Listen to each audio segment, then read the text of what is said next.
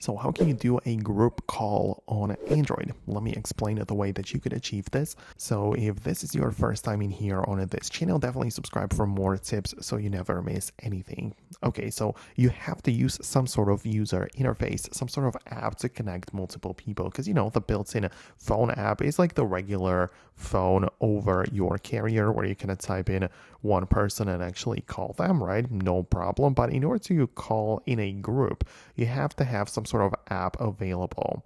Most likely it's going to be done over the internet, and there are some very known and popular options. Like, for example, if you ask me, I would personally go with WhatsApp, as that's the simplest way to make it work. You just open up the WhatsApp as usual, and what you need to do is to create a group, right? You can create a group chat for people to call, but you can as well text in that group, whatever. And in here, you can see that you can add as many people as you want.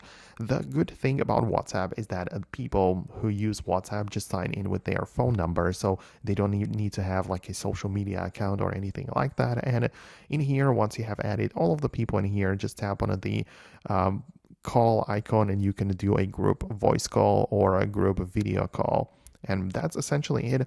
That's how it would work, using WhatsApp, of course, but there are definitely some other solutions as well. Like, many people use Google Meet, where you connect through Google accounts, right? And you can as well set up a group call that way. But me personally, I would recommend you to do or go this route if you have the option to. So let me know what exactly you are going to achieve, or if you managed to do what you needed. Hit the thumbs up on the video if you liked it, and subscribe so you don't miss the upcoming guides and videos like this one.